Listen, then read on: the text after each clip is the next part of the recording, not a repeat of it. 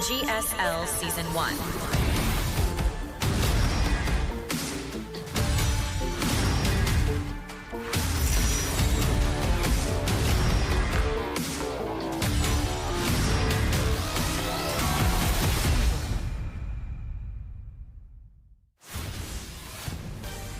Hey everybody, welcome back. We're about to close the evening out. Nothing but 2-0s all over the place. We had a crazy game two with Percival versus Solar. It was really close. Percival almost won until he didn't.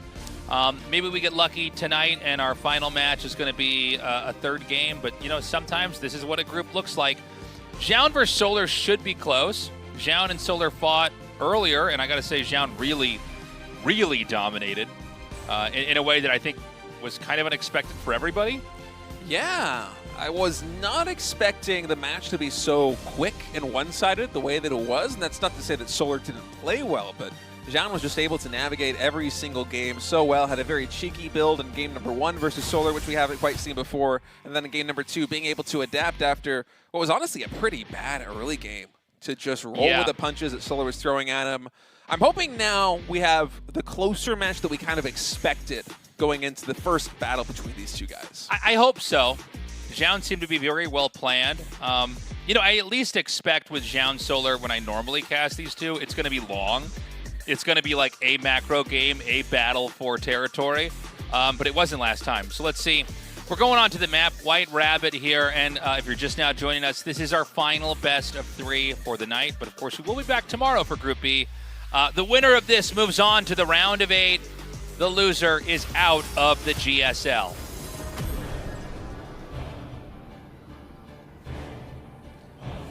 All right, Zoun spawning in the bottom left is the blue Protoss, Solar the red Zerg, and the top right we have a very early probe scout coming in from Zoun.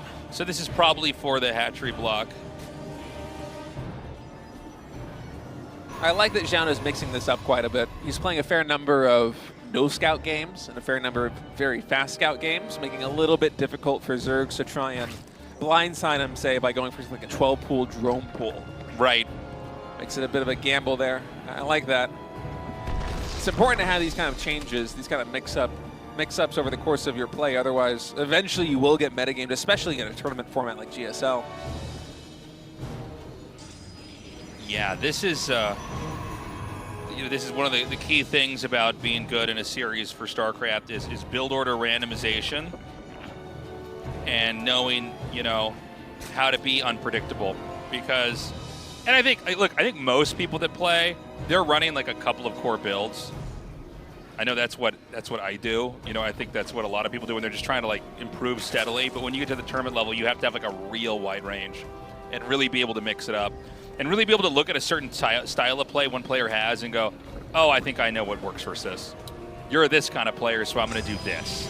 Yeah, it's very rare to have a player that doesn't need to have that kind of range in their play styles. And typically when we have a player like that one, it's a generational talent, like Rain, for instance. The way that he would play macro PBZs and PBTs back in the golden days of StarCraft 2. He didn't have to make big deviations, but especially given the current state of Legacy of the Void, right now, how well figured out the game is, how well all the players know each other. Diversity is your best friend when it comes to approaching a series like this one. So on that note, I wonder what kind of style we're going to be seeing from Zoun here versus Solar over the course of these next few games, because Zoun has already shown quite a few builds. He's played nothing but PvZ so far today. Yeah, that's a good point. I hadn't actually thought of that. Yeah, that's been basically what he's been running. So we've got the Stargate coming down. And, you know, in the previous games we saw, you know, we did have an Adept game here, but it was mostly like Oracles into Blink, something like that into Blink. And then it was like, is it going to be an all-in or is it going to be like a pressure play, macro play? Occasionally we do have some mix-ups. He attempted to go for a Glaive timing versus Rogue, which did not go his way. So we've seen that range added in as well. You always get a couple of Glaive builds in any good amount of PvZ games at the pro level just to try and keep the Zergs guessing. But I do wonder if we're going to see Zoun solidify himself with a little bit more defensive macro play. It's what I expected to see from Zoun coming into today just in general. We haven't really gotten a glimpse of it so far just yet. It's mostly been gameplay from Zoun focused on either ending the game early with a timing attack or with some kind of tricky play such as glaives, or him really gunning for a mid-game. We haven't seen Zoun play the long defensive macro game that I feel like he is known for in PvZ.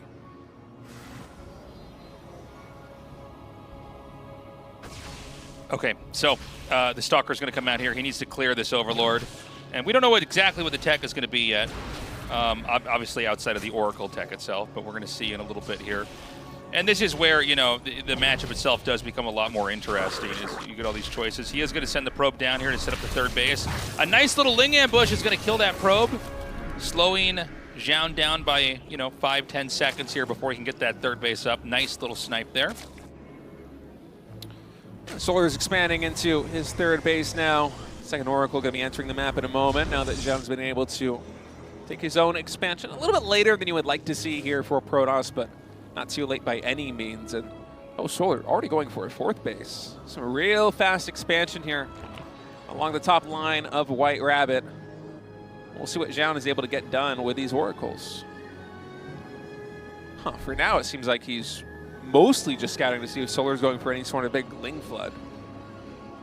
But it seems like Solar is playing a quite economically focused game of his own. Adding in the lair now, more drones in production. Ro.12, I think mostly for safety here for Zerg, is being constructed. And Zoun is developing very normally. We do have 6 Adepts, which certainly are going to try and get some damage done here in the early game, but it is a blink transition for Protoss. Yeah, so something we've definitely seen before here. He's going to be trying to develop and just kind of grow out here. The Adepts are going to come forward here. This is not any kind of a committed attack. Now, he might try to pair this with an Adept rush later on or something like that. He is going to shade up in here, but the Lings are going to be tracking this pretty nicely. But I thought for a second he might even try to commit down there. He does. Oh, Solar's so good. He gets a nice Evo block here, but it doesn't totally seal this up. The drones are basically cowering in the corner, but they're not able to actually, you know, mostly get killed off. He gets a couple kills there at the end. Oh my God, this Oracle's so low. Yeah, this has been a really good move by Zoun. So many drones getting taken out, and you know we have 2 Overlords, drop Overlords being morphed in right now. Overlord speed is just done. Solar, I don't think this is reaction. I think this has been his game plan for a while now. I think it's one of the reasons why we have this 4th hatchery so early is because he knows his queens are going to be on the other side of the map, and he's going to need the larva to reinforce with everything else. But Zoun took a lot of the wind out of Solar's sails. Many drones fell. We're down to 45 workers here for Solar, and I'm not sure that's going to be enough economic. Was he supposed to have a queen in that? Did he miss one queen? Yeah, he's missing one queen. Okay, for sure. yeah, that definitely was a mistake there. Now that's important because there's 2 Oracles here. We'll see how much damage you can actually get off. Solar's basically going to try to all in here. Yeah, but is he going to be able to reinforce in enough number? I'm not sure. I feel like Solar's got a lot of stuff he's hemorrhaging here as he's trying to come in here and do damage. This is all a reaction to the drones that were killed earlier. Oh. Nice. A drop in the main base. Ooh, the Ling's getting in. Yeah, things are falling apart a little bit here for Zoun positionally. Only 1 Stalker in the main base. Oracle's going to have to deal with that. Queen's getting dropped now here in front of the natural expansion. I think we have enough Stalkers to actually deal with the Roaches and Ravagers. The Lings, they're idling just above this army as Solar's probably focused on microing in the main base right now where 10 probes have already fallen. Okay, so these Biles, good dodge there. Looking dire for Solar. Now, he got the 14 kills on the workers, so it's important to look, you know, outside of the actual fighting units and what was killed here. Was that enough, though? I'm not so sure. You know, Zerg gives up a lot of growth when they make a move like that. There's a lot of drones being made. There is a counterpunch in play here.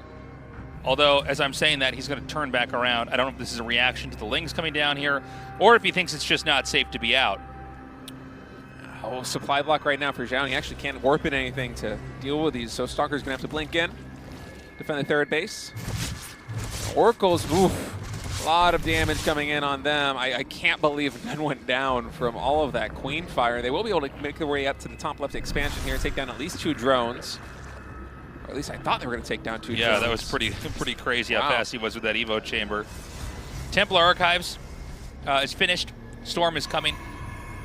But we're a ways out from that tech really being here. You know, Zoun, if he had not lost those workers, it would be, I think, a much, more dominant game here. It does seem like Solar's going to try to come in here for another attack. And I don't think Solar's looking great, by the way, economically. Like, he's even on workers right now. He's ahead by a base, but, that only means something by how many resources you're drinking up from the base, right? Having a base is not the same thing as having a full base, obviously. So I think he wants to try to attack it again here. Yeah, 67 drones is enough to sustain a Roach Max, and I think that might be the way the game is going. We do have quite a few Lings being trickled in as well, but it certainly seems like Solar is powering up here for the mid-game. Creep also being spread. Right now it's a creep highway with Overlords in the center. Zoun is going to catch this. Those Queens got to be really careful. Same with those Overlords. Solar sitting at 175 out of 176 supply right now, so losing Overlords, especially when you're trying to max out on Roaches and Lings, will be very costly here for Zerg.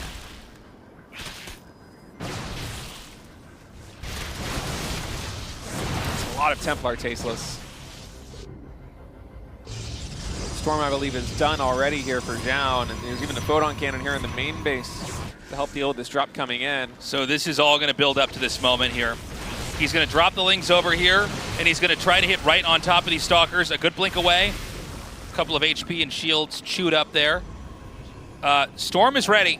There are so many Storms available. Yeah, this is going to be really hard to pull off. This is a tanky army. It's not the most meltable thing when it comes to Storm, and obviously Storm kind of lingers now in this iteration of the game, so it's not the same thing as just, getting vaporized by it like you are in previous iterations of the game. Yeah, the DPS is lower, but the total damage output is higher. You can really see how long it's lasting there. All that damage, the Queens and Ravagers. And Solar, he's trying to set up to come in on two sides, but Zoun has so many Stalkers with this army. Oh, even some friendly fire right there with the Biles. Yeah, the problem is I don't know that Solar can get up there. I don't think can. I mean, this is kind of not so much Zoun's problem. Well, hold on a second. I was going to say, now Zoun's going to run down here. He's getting some nice exchanges here. And Zoun is feeling confident enough seeing this to throw down a fleet beacon right now. we have Zoun getting a fleet beacon, Immortals, and +2 ground weapons. He doesn't feel like he is in dire straits in this moment. It doesn't feel like there is any looming potential doom coming in from Solar's army, because he has enough Stalkers really to just anchor the position here between the natural and the third base.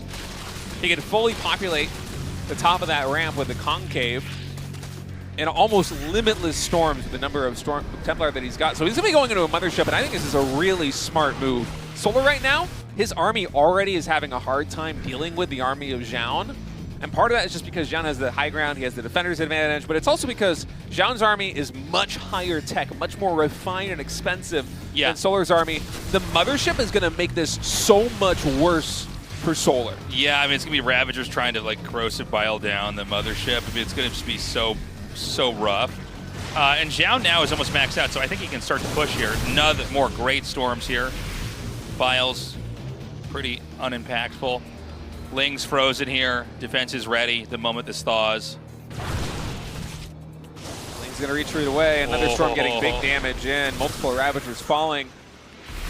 And the mothership is nearly done. I think the mothership finishing is going to be the cue for Zoun to start moving across the map, because the army that he's got is so advantaged over the army that Solar has got. It is ludicrous. We have Roaches, Lings, and Ravagers, and a couple Queens, versus an army with 4 Immortals, 2 Archons, I don't know how many Storms, and a mothership. Yeah, and the whole thing with Roach Ravager is it's supposed to end the game at a specific moment, and we're kind of past that moment in this game. He can try to basically, push back this army from time to time, but every time he does it, he's going to eat more damage. The control here from Zoun has been impeccable, by the way. Scooting certain units away, kind of gradually moving in, sidestepping the Biles, and then moving right back in for some more damage, blanketing with Storm. And we're going to see this, Death Ball move across the map northbound and eventually start to hit the 5th base. Solar's going to try and get a counterattack in at the 3rd base of Zoun, and Zoun is actually just going to recall some of his Stalkers back. to deal with this. I think he knows that if Solar tries to retreat from this position, he can get this around and clean everything up. So Solar's going to use this as an opportunity to attack now at the 4th base. And Solar is effectively getting some good damage done. He was able to take down 10 probes in total. He almost, I guess I was going to say, he almost took down this Nexus. Actually, is 90% HP right now. He got a little bit of economic damage done. But the problem is, Zoun's losing basically no army cleaning this up. I feel like the army discrepancy just keeps getting bigger. We have more army supply with what Zoun has got, and Solar is on Roaches and Ravagers. Yeah, I mean, let that sink in. No, I mean, this is like, you know, 2 different periods in history fighting each other. You know what I mean? It's like Age of Empires in different ages or something. Like, this is bad. We're seeing a lot of Banelings get popped before they can actually finish. The Zealots are trickling out to different parts of the map and basically wreaking havoc over there in positions that Zerg can't defend. And I don't think Solar's going to be able to do a whole lot. He's going to lose this base at the top left. He's about to be down to 4 bases, one of which is not even mining. And, you know, Zoun's supply is staying hovering right at the maximum amount. That hatchery goes down. He's going to basically, I think, go up into the main. Crazy. Zoun now pivoting and take out another expansion. The moment is... So we're going to try attacking in once more, but this angle of attack really not beneficial to the Zerg. So Solar's got a couple choices to make. Does he go for a counterattack right now and try and buy himself time to develop his army back up at home? Does he instead try to split his forces and get a surround on this army? Because that might be the only way you stand a chance against this Protoss force. And look at Zoun. Look at how conservative and safe he is playing this.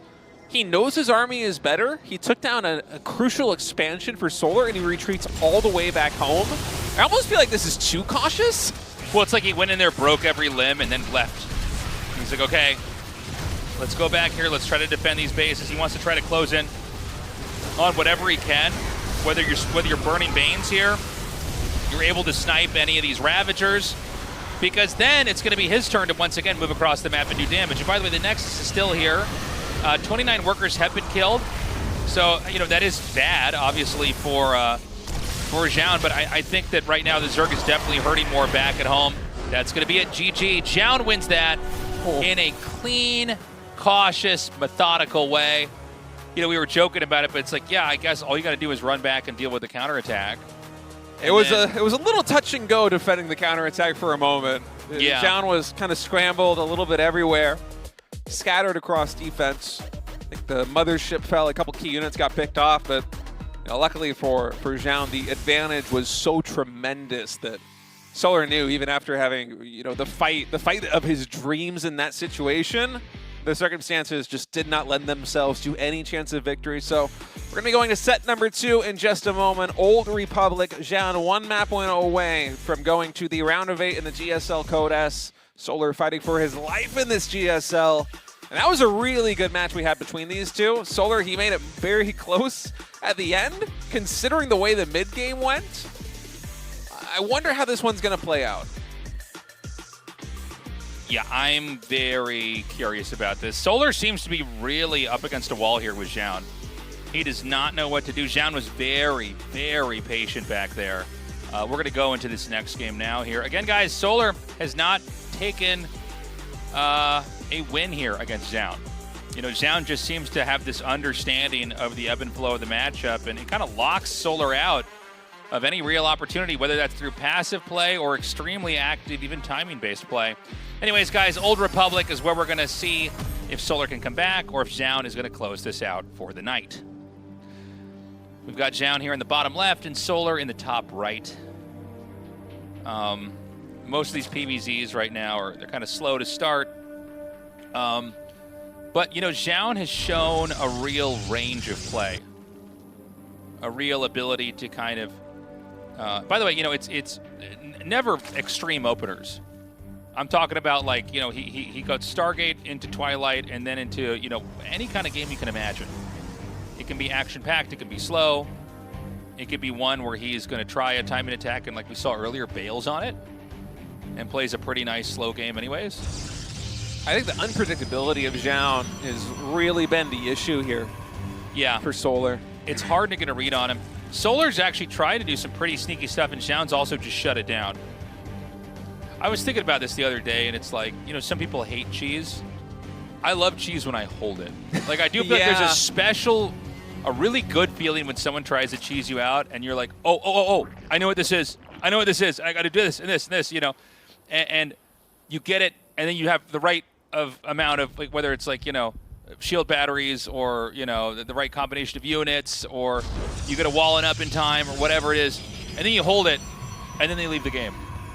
That is a special feeling. It's one of my favorite feelings. It's one of the best highs you can have, yeah. And this isn't even exclusive to StarCraft 2 or StarCraft 1. You get this in other strategy games as 100%. well. It feels like, unless there is some real subterfuge, unless there's a shadow and you don't know exactly what is happening, cheeses are almost always knowledge checks on the opponent. It's a quiz. Do you know the answer to this question? If you do, you win the game. Yeah, 100%. It's one of the reasons why, especially in Legacy of the Void, when you start with 12 workers, we don't see early game cheeses quite as much because the game it speeds up a little bit too quickly. You know, there's a little bit less you can do to confound your opponent, but it is a great feeling, and Zoun has definitely done a very good job of weathering all of the storms that Solar has tried to throw at him over the course of this series.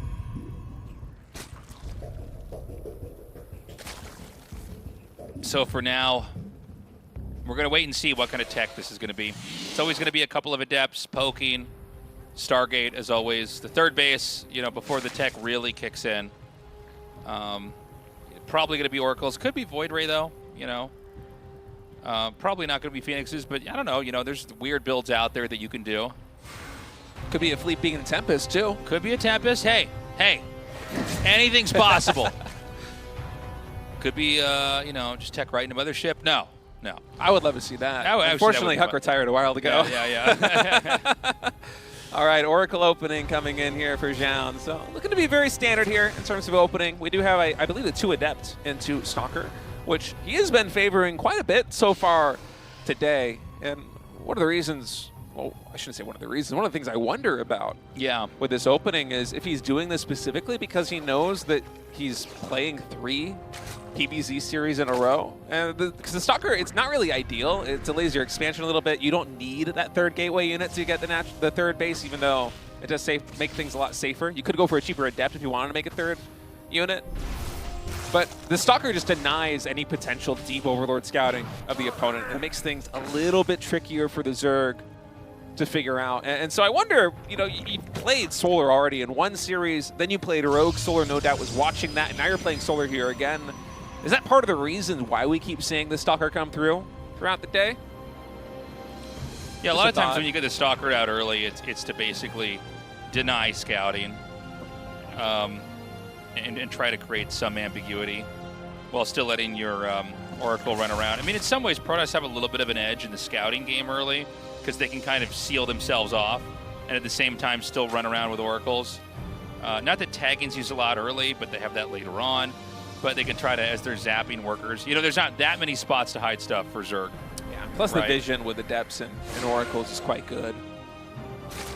Oracle's going to come now into the natural expansion. They are casting Revelation this time. They want to make sure there's no hidden tech behind that natural expansion. And the Adepts are going to work their way into sort of a tricky corner here. I'm not sure we have enough energy to throw down a stasis. Oh, we do. Oh, no, but the Adepts kill the stasis bar. Whoa, I actually had to do like a double take. I wasn't even sure what I saw. So, yeah, he somehow, as he laid it, the Adepts shot it. Oh, unlucky. It's a Protoss moment right there. Well, you know, if the stasis trap got up, I feel like Zoun maybe would have only gotten a little bit of extra damage done at the 3rd base, so it's not going to make a big swing in terms of the way this game is going to go. Oh, we're still going to shade in. Actually, I like Zoun maneuvering in through the Spore Crawler to try and minimize the surface area those Lings could get, but in the end, we're just trading 2 Adepts for one drone, so not the best trade in the world. So we're just continuing to macro up. Down we have developing back into Blink. Additional gateways coming in. Not quite as many gateways as we saw in Game 1 versus Solar. We decided to go for a Blink timing. So instead it will be the Forge and the Templar Archives being built now. Yeah, so very gradual play here. He might actually just want Solar to try to do some weird timing again. Sometimes that's the way to do it, is you're like, what is your plan? It's like, I'm going to tech up. I'm going to get big. I'm just going to watch him and see what he's going to try to do and keep developing. I mean, a lot of StarCraft is that in general, right? We're going to try to get into late game tech and see if there's anything that they can really do. And if not, I'll wait for my time to push, and we'll kind of play from there. By the way, no Sky Toss really for today. I mean, granted, it's been entirely in the hands of Zoun. Nice sniping, by the way. 3 drones killed there. And Zoun getting some good economic damage done. Worker count's still even. Zoun is finally getting fully saturated here on 3 bases. That's another slow game coming in from Zoun. Just fleshing out the tech tree, +1 ground weapons and charge being added in here for Protoss. Additional gateways for production. We have a robotics facility. Templar Archives is now done. I like this approach that Zoun is taking here versus Solar of just securing 3 bases. And we were talking about earlier on the broadcast about how, especially for Protoss, it's taking the 4th base that is really the first big risk. Yeah. He's just not doing that. He's like, you know what? 3 bases, it's not economically the best in the world, but it's stable, and I can use these 3 bases to get to a position where my army is going to be really strong. It's a simple approach, but it is so good. Well, he also had this versus Rogue, right? Where he kind of took a quick 4th base, and it was like, don't ever do that. Learned his lesson for sure. Yeah. He's been adding in a lot of static defense on these 3 bases. Zoun is clearly anticipating a timing attack from Solar. Yeah. Well, it's possible in the meta, in the whole how to play ZVP Zeitgeist, what the best players were thinking. They might be saying, I'm not viable in the late game, so I have to do a timing attack. And if that's true, then all you have to do is not die to the timing attack. You have to play into catching their timing attack, Now, I'm saying that as a 4th base is being taken, so maybe this is a later 4th. I feel like this is later than what we saw in the other game, right? I mean, okay. Storm is done, isn't it? Yeah. Oh, yeah, that's right. He had Storm going as he was taking this. So, this might be a completely reasonable base. Solar's at 187 supply. We have a lot of when you see this many banelings being made, it's going to be an attack. Yeah. I like this timing as well, because right at 8:30 is when the main base first starts to mine out, and so taking the 4th base of this one, you're taking a lot less risk earlier on in the game, and then you don't need to build extra probes to really saturate it. You're going to transfer the workers from the mined out main base. So there's a little bit less risk in expanding that way too. This cancel, should it come through, is also going to be a little bit less punishing here for Zoun because he's not quite as reliant on this 4th, although it just gets taken out. No cancel on that Nexus. Bit of an expensive misstep there by Zoun. I love the Zealots up here. This is so annoying when you're trying to basically come in here and end the game. He's going to send the Zealots. If he could wedge it behind the minerals, he would. And this, of course, I don't know about even sending any Banes over here. That seems like a mistake. I feel like those are better used up ahead. Zoun's at 147. He's still producing. So 30 more Lings are going to hatch. I assume Solar's going to try to come in here and punch out the base again. Yeah, Philippe Beacon finishing up here for Zoun, so he will be starting a Mothership soon as well. Stasis Traps get dropped down here by this 4th base. Solar's going to come in again. Stasis Trap's going to catch a lot of Lings. One more that gets activated. It's a lot of Lings being taken out. Man, I feel like Zoun should expand towards the 6 o'clock. I think that even though his army is really safe, and by the way, our observer pointing out, that's another Nexus that was destroyed and not canceled, so minus 800 minerals right now here for Zoun. Yeah. But I feel like the 6 o'clock position is so much easier to defend than this low ground expansion. Okay, I totally agree. Now he's going to expand to the 6 o'clock, but his army isn't there to actually stabilize it, is it? Yeah, the Zealots are going to be able to take out this hatchery. Nice little attack here. Again, though, I mean, you got to actually have stuff in the way here. I mean, you can kind of use the Nexus as part of a wall, but then it ends up going down, and you're not going to have a base. It's 4 base to 3 base, by the way, because that 12 o'clock spot was killed off. We do have the... Did I see the Mothership being made? I think I did. I think you did, yeah. That's a very smart addition to this army here for Zoun. It's such a big power spike early on in the game. Yeah. He's going to re-expand to the center again. The thing is, I think that the tech's going to be better here over time for Zoun. Oh, for sure. So Zoun just has to kind of like, use zoning storms and kind of stay back and, do what he can. I like this by Zoun. Okay, he's double expanding. He's saying, you can only kill one of these bases. Surely one of them will be able to finish, and then I can defend it. So expanding into the center, while also taking the 6 o'clock position. Center is going to get canceled, I hope. That might have been another Nexus getting destroyed with no cancel here for Zoun. All we have is Zealot run by at the top. And Solar's happy to take the win of destroying the central Nexus before coming back to check on the 6 o'clock. So maybe this time, Zoun is able to establish this base. Okay. You can see now another push coming across the map here. Zoun's just going to keep trying to remake Nexuses. You know, Solar's getting the cancels. He's not really getting the trades. Solar's also banked up a lot. There is an opportunity to maybe tech out of this later. Time Warp is so scary right now. Yeah, you know, Hydras are very bad off creep, and Time Warp off creep. I mean, I don't know. It's like, there's no escape, right? I mean, they're going to be killed. Especially when paired up with Psionic Storm. So we're going to try and break through the natural expansion right now. Yeah, able to parry that attack. More storms being used to zone out these Zerglings. And Solar is still maxed. He's still Lair Tech. He's adding an Aspire right now, but he has so much invested in trying to win the game with this army. And it's a little bit concerning that he hasn't taken additional gases back at home because there's only 1,000 gas in the bank here for Solar. He won't be able to replenish this army with anything particularly high tech. It's mostly minerals here for Zerg.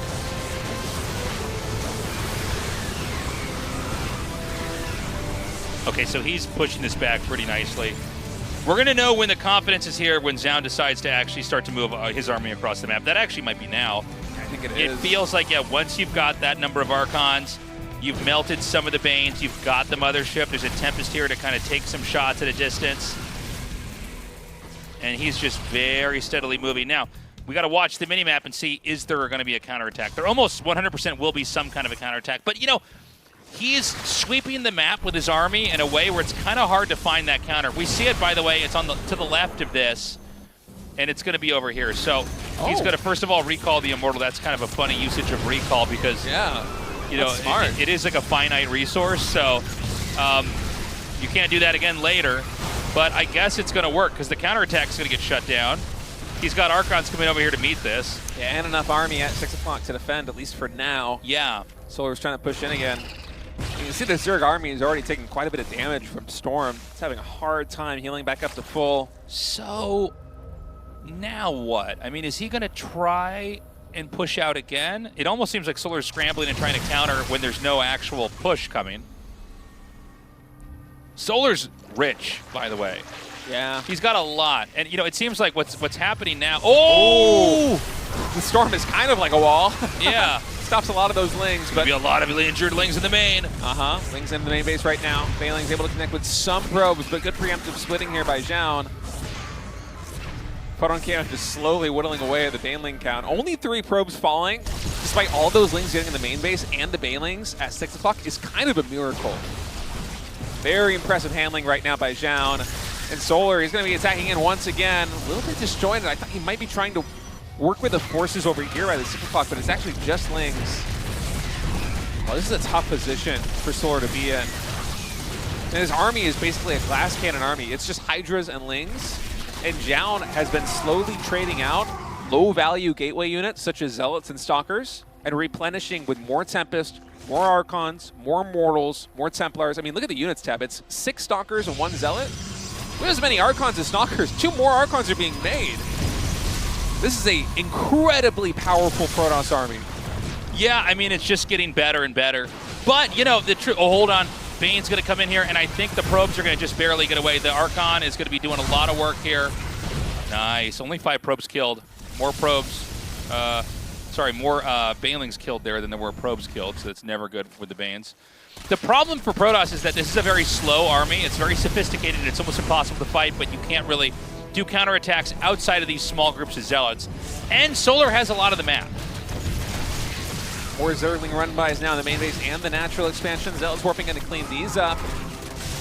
Yeah, trying to get some damage in of his own. And yeah, that's a very good point about this army being slow here for Zoun. I think it's one of the reasons why he's basically bottled up in his little corner of the map right now. And I think the solution to that is to eventually, which is ideally in just a couple of minutes, harvest enough resources from these new expansions, the 6 o'clock base and the central base that we see on screen, that he can afford to throw down enough static defense that with just 1 or 2 Templar should be able to survive against the majority of counterattacks coming in from Solar. And I don't think he's very far away from reaching that position, especially now that Zoun is maxed again.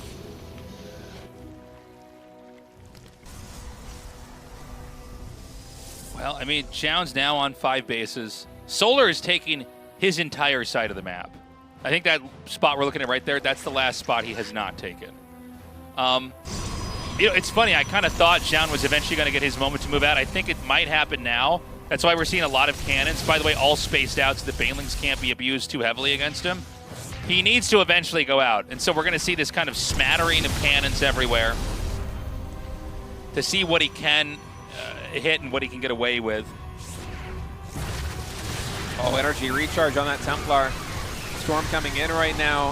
I feel like Solar needs to use this opportunity to try and attack either the central base or the natural expansion. These trades are so cost inefficient for Zerg when he attacks in like that that it's worrying if he's not getting some damage done elsewhere, you know what I mean? That's cute, Micro.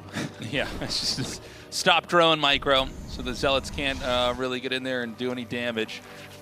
But, you know, Zoun, he's got to attack out eventually here, right? He's getting a second Stargate, so maybe he just switches into Sky Toss entirely. Yeah, I think he's still waiting until he has enough static defense. I think now might be enough. We already have that first wave of photon cannons and shield batteries done at the central base, and now there's another wave being produced. Yeah.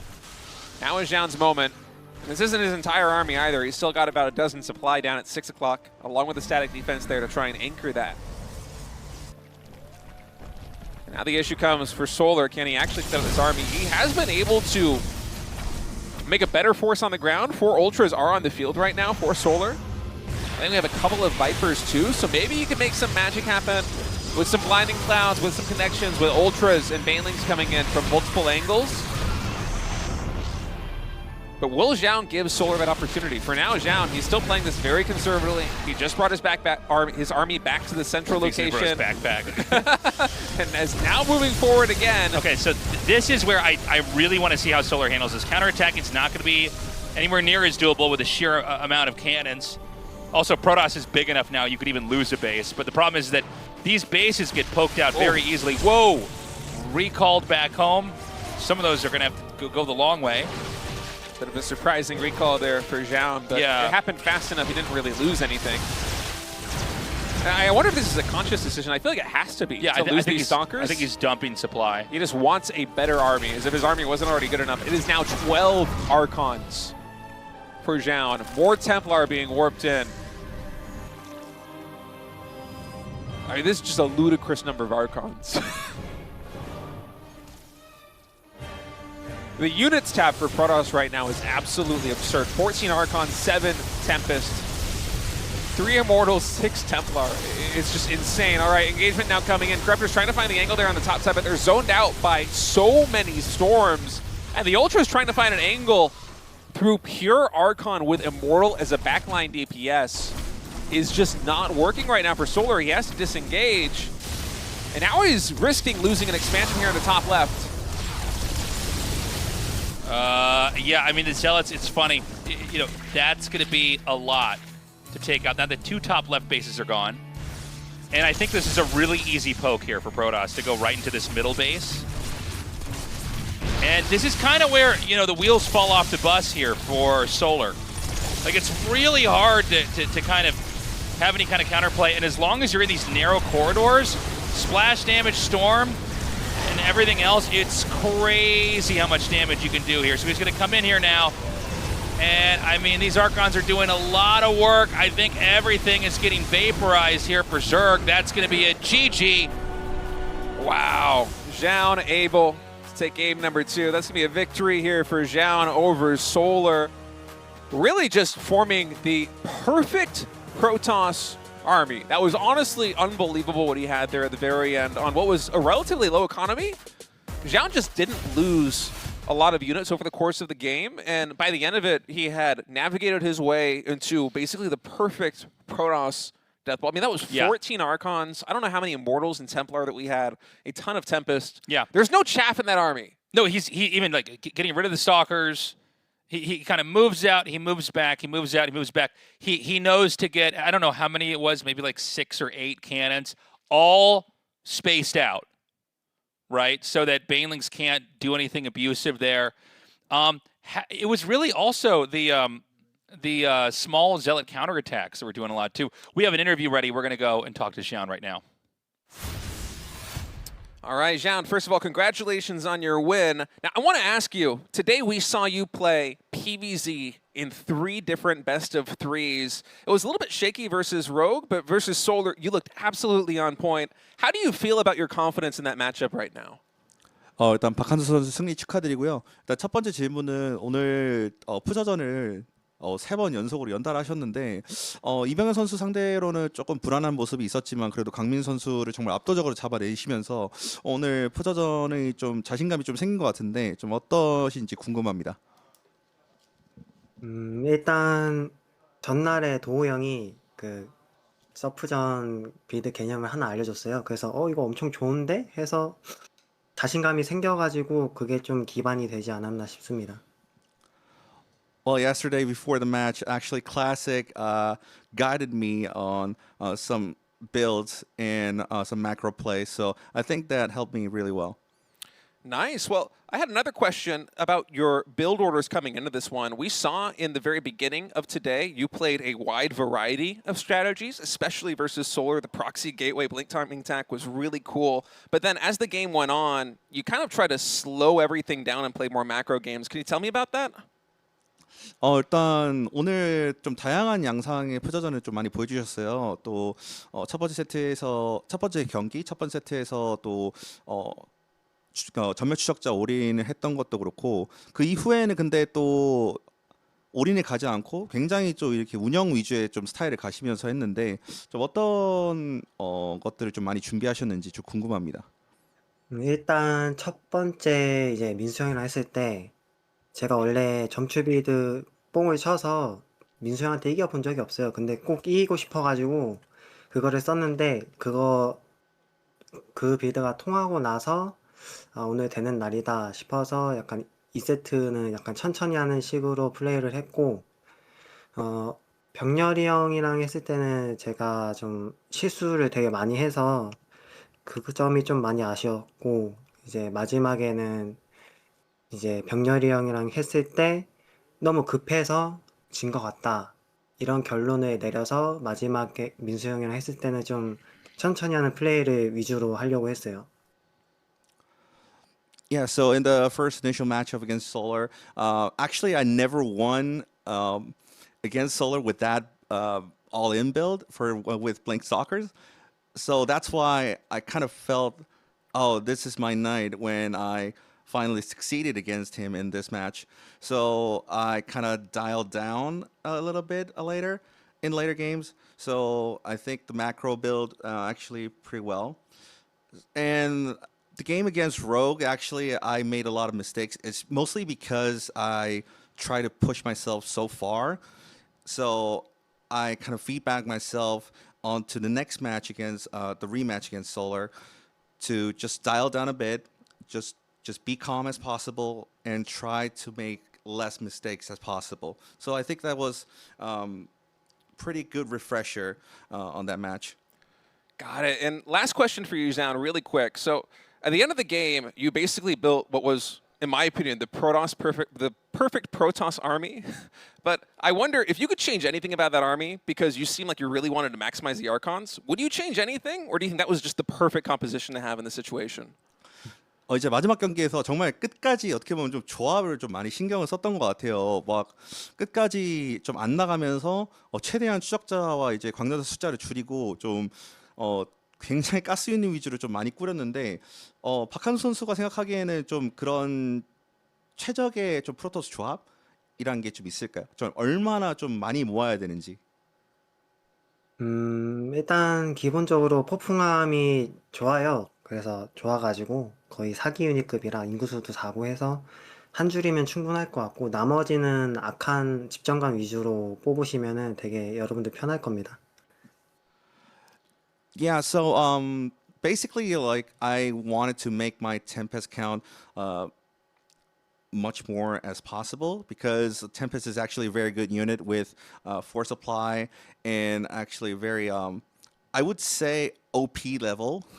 So yeah, I think I try to make at least 8 Tempests as possible, and then I will just stack Archons as much as possible to support the ground. Okay, awesome.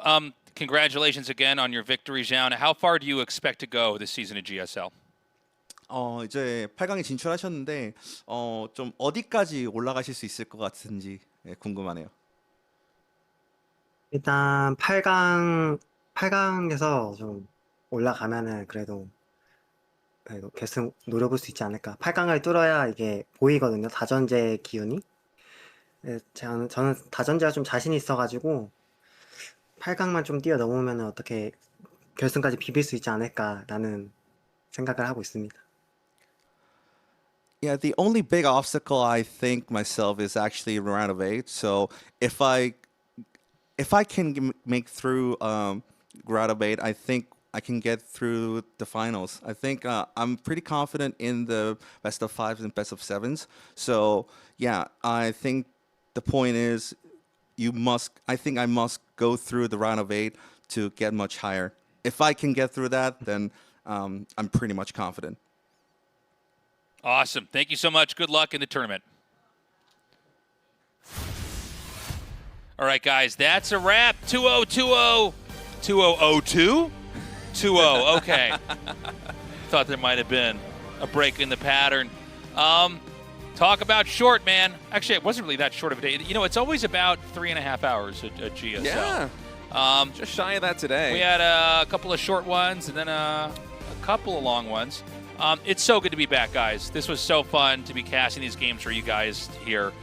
Yeah, just good to be back doing what we do. Yeah, I miss the GSL. It's been a really long time since we did this thing. And let's check out tomorrow's schedule now. We're going to have Cure, Trigger, Bunny, and Beyond battling out in another group here in the round of 12. So by the end of tomorrow, we're going to decide everybody that is competing in the round of 8. And I think tomorrow is going to be especially fun. Nothing but Terrans and Trigger. Can he actually PVT his way all the way through? We're going to have a really deep dive in that matchup. No Zergs allowed. So we'll be on tomorrow, Thursday, 6:30 p.m. Same time we're always on. You can join us there. And yeah, let's look at the schedule. Let's yes, please. So as you can see, guys, there's a lot of StarCraft going on. We're going to be on tomorrow here at the GSL. Friday, the StarCraft Sabbath day, is your one day to not be watching StarCraft. RSL is going to be back on Saturday and Sunday. I think the dates are a little bit jumbled right here, but yeah, this week, Wednesday and Thursday will be GSL. Next week, Wednesday and Thursday will be GSL. It's the same for the weekend with the RSL. Yeah, it looks like they had the same dates for this. But it's the same schedule in the same week. You can figure it out. You're smart people. So just imagine that the dates for this week are actually different dates next week, and you've got it figured out. Yes, guys, consider supporting the GSL. We've got many different ways for you guys to support us. You pick whatever makes sense for you. There's Code S+, there's Code A Basic. There is a subscribe feature now on Soup. They've kind of revamped the website. There's Patreon, if that makes more sense for you. Yeah, whichever one is best. Yeah, especially there in Code S+, getting your hand on those GSL replays. Oh my goodness. It's $25 a month, but let me tell you, I would have given you like an arm and a leg 10 years ago when I was trying to learn the game and compete to get my hand on some GSL replays. So that's just awesome. The way GSL will be working this year is whatever goals, crowdfunding goals are hit, that's where, then GSL will give back that much more. So we're going to have a display. I don't know if we're going to show it tonight after this graphic or not, but every time GSL's on, we're going to be showing the progress here. When it goes up, hopefully not when it goes down. And yeah, I mean, this is where StarCraft 2 is at now. It's all about the community and funding it and kind of deciding, how big it's going to be and what direction it's going to go. So yeah, it's so good to be back here with you guys again for what has it been, like the 16th year of GSL. It's so crazy, man. We're still going. Thank you so much for joining us tonight, and we're going to see you guys tomorrow for Group B. We love you. Bye-bye.